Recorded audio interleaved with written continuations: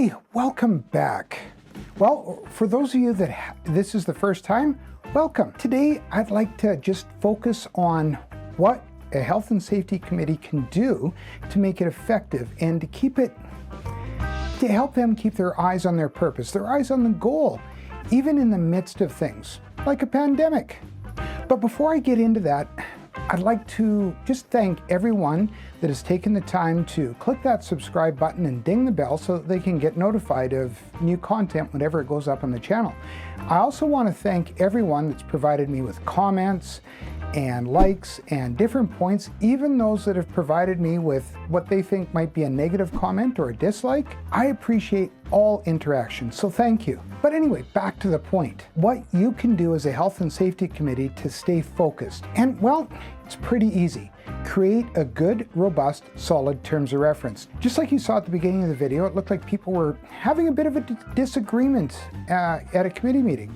And you know what? Likely that's the case. One of the things that can help with that is a good, solid terms of reference. So what is a terms of reference?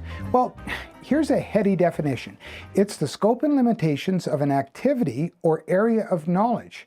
Another way to think about it is a set of points on how you as a committee will carry out the business of the committee. And you know what? I bet you're thinking, why do we need all of this? Can't we just get down to business and do the business? Have a productive meeting. And I agree. Time is such that we need to get down to it and do the business of the committee. However, a terms of reference provides you as the committee with clarity. It outlines your purpose. It defines goals. It even tells you where the goalposts are. It gives you, the committee, direction in spite of circumstances. You need this because it's the best way that everyone can act as a unified group to respond to the safety needs of the organization, regardless of what is occurring. Think pandemic. So I know you've got the question. So exactly, what goes into this terms of reference? What do we need to do? Whenever I get asked to serve on a committee or do anything, I always need to know a few things. What do I need to do? How much is it? What time does it take? And a lot of times, these things are also outlined in the terms of reference, but jurisdictions differ in what they require. Some even have legislated required content. So make sure that you check with your jurisdiction and compare it to even what I've said in this video. But realistically, what this video is a best practice approach to putting together a terms of reference. So the main points for a terms of reference are this. The number one thing is a mission statement or a purpose, whatever you want to call it. This bit of text basically outlines what your intention is as a health and safety committee. It might sound something like our company. Make sure you put your name in for our company. Our company, Joint Occupational Health and Safety Committee, is committed to the improvement of the overall health, safety, and wellness of every member of our working community, including contractors, service providers, and worksite visitors. It doesn't need to be poetic, flowery, and certainly not long-winded. Yes, I'll try and remember that, I promise. So now the next point that you need to include is membership. Now I've done some previous videos regarding the composition of a health and safety committee, so keep your eye up in this corner up here, and I'll insert video links, and there'll be some in the description. But depending on the size and complexity of your organization, your committee might be larger than the legislated minimum. In most cases, that minimum is 4 people. Now, if this is the case, you might want to stipulate the composition of your membership and include more regarding the membership of the committee. Once again, talked about membership and the composition, so have a look at the links provided in this video as well. But you want to include things like minimum committee size. For instance, if you have 18 departments in your organization, what's the minimum amount of people that you're going to have in your committee? I would watch also too, and I would include what you might consider as the maximum so that you can maintain some agility and not be bogged down by bureaucracy. And that leads me to the next point, is how do you select the membership, or how is the membership created? Do you combine like departments, such as, for instance, combining the sales and accounting department, or the facilities and the mechanic shop department, for examples? The next thing you want to include is length of service. As I mentioned earlier, I want to know, how long is this for? How long do I have to do this? What is my commitment? And also you want to include not only the length of service, but usually a time commitment. Now the next thing you want to include is how you select the co-chairs and their duties. I talked in another video about how co-chairs are selected, so I won't go into a lot on it here, but this is also where you get granular regarding the duties of the co-chairs of the committee. Another thing with that is including alternates for the core committee positions and of course their responsibilities and having them outlined. That way people stay within their responsibilities, think about playing inside the box, but it provides those limitations, but it also outlines the responsibilities so there's no confusion. The other thing is, and this brings me to the next point, is what to do if there's repeated absence from committee meetings, and of course the consequences. Some organizations outline it that if there's no leave of absence already in place for that person, that 2 or 3 consecutive absences will mean no longer being considered as a member of the committee, and the alternate will have to step forward and take that person's place. Something like that. There's a myriad of different ways to accommodate this. I'll leave that with you, but it's important that it be noted in your terms of reference. The other thing is a mandate. Here you should have another statement that's an overarching one about what you're going to do. It might look something like this. The mandate of our company Health and Safety Committee is to receive, resolve, and communicate HSE-related concerns within the committee area of responsibility.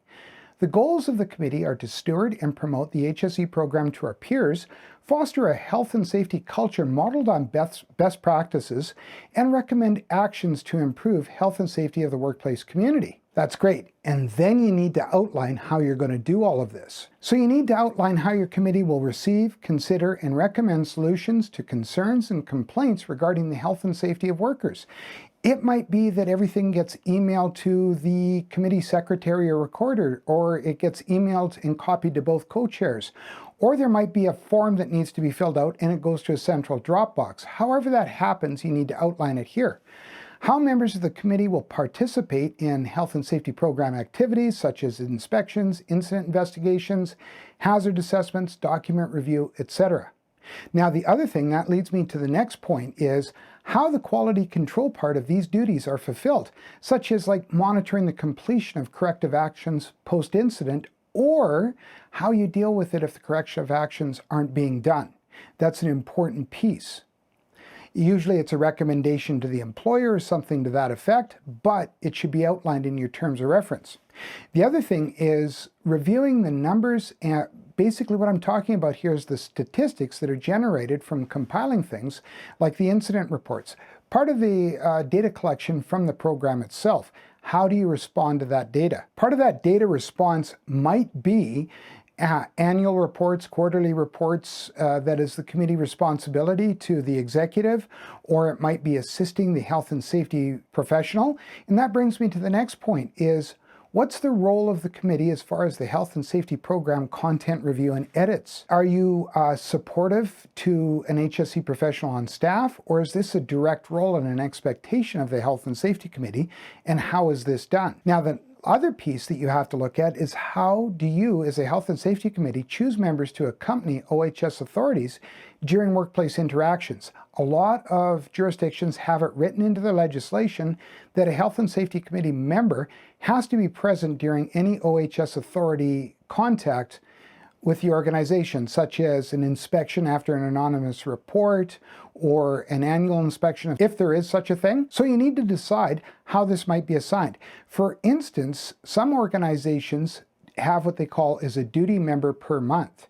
So it's this cycling, rotating thing with a different member of the committee each month until you run out of committee members that represents the organization during an OHS authority visit. You need to keep in mind the committee role should be supportive to the organization and health and safety program by you being promoters of the health and safety program and active participants in the activities outlined in the program. This needs to be a visible part of the business of the committee. However, keep in mind, if your terms of reference looks like this, nobody's going to read it. Now, the next point is meetings and how do you deal with it? Now, realistically, a lot of the business that we've been talking about and a lot of the content of your terms of reference kind of addresses the meeting. Now consider the frequency of meetings. Some jurisdictions only require quarterly meetings of the Health and Safety Committee, but really what you need to do is consider the complexity of the duties and tasks that are performed with at your organization and the hazard assessment ratings. Maybe you need to consider having meetings more frequently. Now the frequency note brings me to the next point is, how do you deal with special instances, such as if the Emergency Operations Center has been activated, or if you're in the midst of an ongoing emergency, think pandemic. Are you going to have more frequent meetings as a result? And what would this look like? And then finally, of course, is there a resourced room in place for you to have health and safety committee meetings? And where is it, and what do you need for it? While it might seem obvious, the next point is considering voting or consensus, and how do you make decisions? How do you come to decisions? It might be just voting, it might be just consensus, or it might be a combination of both. One warning about consensus: depending on your workplace culture, you might find a lot of what you're doing is deadlocked when you make a decision with consensus. So you might want to consider how you're going to do it and make sure it's outlined clearly in your terms of reference. And that brings me to the next point, which is quorum. Now, quorum's kind of a fancy word for saying how many people it takes to be present so that you can execute the business of the committee and make formal recommendations to the employer and decisions. You have to come to a conclusion. I've seen organizations say that 50% of their membership, as long as it maintains that ratio of an equal balance of managers and workers, is all that's required for quorum. So you have to consider what you need as quorum. If you're running a small committee and you only have 4 people, then quorum is likely going to be 4 people. However, don't forego meeting if quorum isn't met. Discussion can still occur, but things like voting and decisions just likely won't happen. Now, the next piece is on training. In some jurisdictions, there's a prescribed minimum of what is required for training for joint occupational health and safety committees. There might be minimums for committee membership. There might just be co-chair training. It's important that you check with your jurisdiction. Now, some jurisdictions also specify required annual training that the employer must provide, and of course, how many hours, not necessarily a monetary figure, but how many hours are required for this, for the employer to meet that training requirement. Let's just say that your employer is that proactive and awesome employer that wants to go above and beyond the legislation, and your employer may want to sponsor additional training. You might want to outline how things like that are met. So your training should include, or your training part of your terms of reference should include, what's the minimum required training for membership on the Health and Safety Committee? What's the minimum required training for the co-chairs? What are ideal training sessions that all membership should participate in? Some suggestions are incident investigation, workplace inspections, hazard assessment, things like that. In fact, some jurisdictions require that as a minimum. Now, this leads me to the next point, is budget. Often, health and safety committees don't have a budget. And if they do, it's usually for special events like pizza lunches and things like that. Pizza. What pizza? However, if your employer is one of those proactive, progressive type of employers, they may want to have a training allotment that you can budget and then consider sending membership for. So if you do have a budget, obviously it would go in your terms of reference and how it's dealt with. So it's important, keep your eyes on the prize. A good comprehensive terms of reference will help and keep you focused. Think of it like this. Here's the box. Think outside the box, but play inside the box until you have the opportunity to make that box bigger. Now, the last point, and a warning I want to leave you with, is make sure that you add in a review schedule for your terms of reference and stick to it. Your terms of reference should be like your health and safety program, solid but agile, so you don't get mired in bureaucracy, but you're also able to shift as company culture and external situations demand. Thanks for sticking with me. Hey, if you haven't done so already, why don't you do me a favor and just click that subscribe button down below, ding the bell, you'll get notified of new content whenever new content gets added to the channel, or you won't miss a live stream. I appreciate all comments, so if you liked anything, if you didn't like anything, or you had a comment, please comment below. Hey, until we see each other again, and I really hope we do me a favor. Don't just think about safety, don't just talk about safety. Be a safety influencer, be an example, lead by example, provoke safety, do safety wherever you are.